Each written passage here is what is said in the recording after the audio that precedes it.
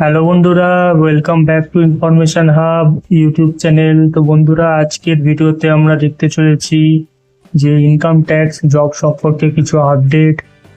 তো যেমনটা বন্ধুরা তোমরা জানো যে ইনকাম ট্যাক্স ডিপার্টমেন্ট হচ্ছে ভারতবর্ষের মধ্যে খুবই গুরুত্বপূর্ণ একটা সরকারি জবের ডিপার্টমেন্ট। তো বন্ধুরা, আজকের এই ভিডিওতে আমরা জানবো যে ইনকাম ট্যাক্স ডিপার্টমেন্টের জন্য তোমাদেরকে অনলাইনে নাকি অফলাইনে আবেদন করতে হবে, আবেদন প্রক্রিয়া সম্পর্কে জানবো।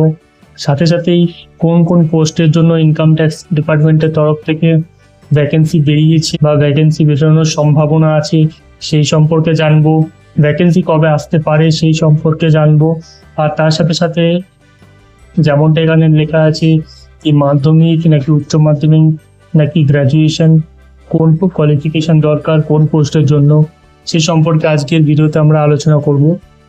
তো বন্ধুরা, তোমরা যদি নতুন হও তাহলে আমাদের চ্যানেলটাকে অবশ্যই সাবস্ক্রাইব করে দাও এবং বেল নোটিফিকেশনটাকে অন করে রাখো। ভিডিওটা পছন্দ হলে লাইক করে দাও। তো বন্ধুরা, চলো শুরু করা যাক আজকের ভিডিওটা। তো বন্ধুরা, যেমনটা তোমরা দেখতে পাচ্ছ যে অর্গানাইজেশনের নাম হচ্ছে ডিপার্টমেন্ট অফ ইন্ডিয়ার ইনকাম ট্যাক্স ডিপার্টমেন্ট। এই সংস্থার পক্ষ থেকে ভ্যাকেন্সি বেরোয় ইনকাম ট্যাক্স ডিপার্টমেন্টের তরফ থেকে।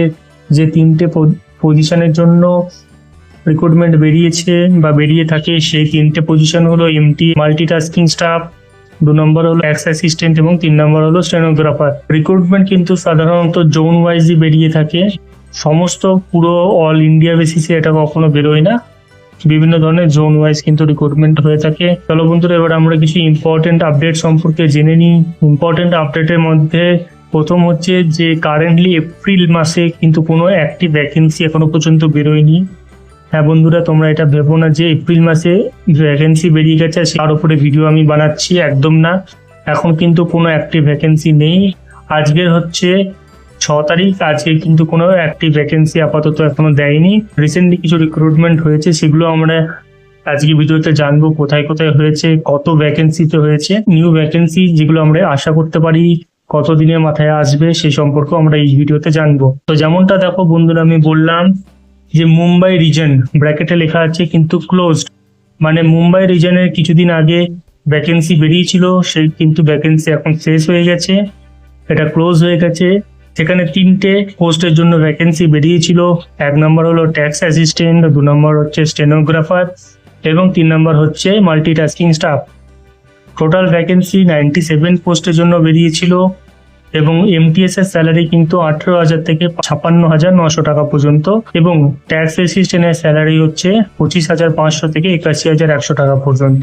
তো স্যালারির হাইক কিন্তু খুবই বেশি বন্ধুরা ট্যাক্স অ্যাসিস্ট্যান্টের ক্ষেত্রে, এবং এমটিএস পদের জন্য কিন্তু অনেকটাই স্যালারি তোমরা দেখতে পাচ্ছ, ম্যাক্সিমাম কিন্তু 56,900 টাকা। আর এটা বেসিক পে এবং এটা লাস্ট ডেট যদি আমি বলি বন্ধুরা তাহলে 31শে জানুয়ারি 2026 সালেই কিন্তু এটা ক্লোজ হয়ে গেছে। তাই এটা প্রায় 2 মাস 3 মাস আগেই কিন্তু এটা ক্লোজ হয়ে গেছে। কিন্তু চিন্তার কোনো অসুবিধা নেই, আমাদের বেঙ্গল রিজনেও কবে আসবে সেই সম্পর্কে আমি আগে জানাতে চলেছি তোমাদেরকে। তারপর দেখো বন্ধুরা, গুজরাট রিজন এটারও এসেছিল ভ্যাকেন্সি। এখানে 2টো পোস্টের জন্য এসেছিল, ট্যাক্স অ্যাসিস্ট্যান্ট এবং এমটিএস মানে মাল্টিটাস্কিং স্টাফ, যেখানে টোটাল ভ্যাকেন্সি 46টা পজিশনের জন্য ছিল এবং যেটা স্যালারি আমি একটু আগেই বললাম যে 18,000 থেকে 56,900 টাকা পর্যন্ত। ঠিক আছে, তো চলো বন্ধুরা, এবার আমরা দেখে নিই। লাস্ট ডেট কিন্তু এটা ফেব্রুয়ারি মাসের 21 তারিখ ছিল, তারপরে কিন্তু এটা গুজরাট রিজনের জন্য ক্লোজ হয়ে গেছে। তো এবার আদার রিজনসের কথা বলে নিই বন্ধুরা। এটা হচ্ছে খুব গুরুত্বপূর্ণ, যেখানে আমাদের ওয়েস্ট বেঙ্গল, দিল্লি, তামিলনাড়ু এবং কর্ণাটক এই 4টে পসিবল রিজনসের কথা বলা হয়েছে, যেগুলো ডেট কিন্তু আসতে চলেছে। এখনো পর্যন্ত আমি জানিয়ে রাখছি যে কোনো ধরনের স্ট্যাটাস কিন্তু রিলিজ হয়নি, কোনো ধরনের নোটিফিকেশন কিন্তু জারি হয়নি। কিন্তু যেহেতু 2টো রিজনের অলরেডি ফর্ম ফিল আপ ফেব্রুয়ারি মাস পর্যন্ত হয়ে বন্ধ হয়ে গেছে, তাই একটা আশা করা যাচ্ছে যে এর পরের যে নেক্সট রিজনগুলোর মধ্যে ওপেন হবে সেগুলোর মধ্যে ওয়েস্ট বেঙ্গল কিন্তু টপ থাকবে। মানে ওয়েস্ট বেঙ্গল কিন্তু প্রথমেই ওয়েস্ট বেঙ্গলের ভ্যাকেন্সিটা বেরোবে, তারপরে দিল্লি এবং তারপরে তামিলনাড়ু ও ধীরে ধীরে বিভিন্ন ধরনের রিজনগুলো খুলবে। এবং এক্সপেক্টেড করা হচ্ছে কি শুন ইন 2026 লেখা আছে, মানে 2026এই করা যাচ্ছে যে এই সমস্ত 4টে যে রিজনের কথা উপরে লেখা আছে সেখানে কিন্তু ভ্যাকেন্সি চলে আসবে। ঠিক আছে, কিন্তু আরো বলে দিচ্ছি আমি ডিটেলসে যে এটা যে মাস চলছে মানে হচ্ছে এপ্রিল মাস চলছে এপ্রিল মাসে আশা করা যাচ্ছে, এপ্রিলের লাস্ট উইক থেকে মে মাসের ফার্স্ট উইক, এই 2 সপ্তাহের মধ্যে আশা করা হচ্ছে যে অন্যান্য যে আদার রিজেন্সের কথা বলছে সেই রিজনে কিন্তু চলে আসবে নোটিফিকেশন। তো বন্ধুরা, এবার আমরা কোয়ালিফিকেশন সম্পর্কে আলোচনা করে নিই। এমটিএস মানে মাল্টিটাস্কিং স্টাফের জন্য কিন্তু মাধ্যমিক পাস লাগবে। হ্যাঁ বন্ধুরা, মাধ্যমিক যদি তোমরা পাস হয়ে থাকো তাহলেই তোমরা মাল্টিটাস্কিং স্টাফ বা এমটিএস পদের জন্য যোগ্য। ট্যাক্স অ্যাসিস্ট্যান্সের জন্য কিন্তু অ্যাসিস্ট্যান্টের জন্য তোমাদের কিন্তু গ্র্যাজুয়েট থাকতে হবে, তার সাথে সাথে টাইপিং কিন্তু তোমাদের লাগবে। স্টেনোগ্রাফার পদের জন্য কিন্তু তোমাদের 12 পাস হলেই হবে, কিন্তু তার সাথে স্টেনো তোমাদের জানতে হবে। স্টেনোর একটা স্কিল হয়, সেই স্কিলটা তোমাদের কিন্তু জানতে হবে, নাহলে কিন্তু তোমরা কোয়ালিফাই করতে পারবে না। তো চলো বন্ধুরা, এবার আমরা এজ লিমিট সম্পর্কে জেনে নিই। এমটিএস এর জন্য 18 থেকে 25 বছরের এজ লিমিট থাকবে এবং ট্যাক্স অ্যাসিস্ট্যান্টের জন্য 18 থেকে 17 বছরের লিমিট থাকবে।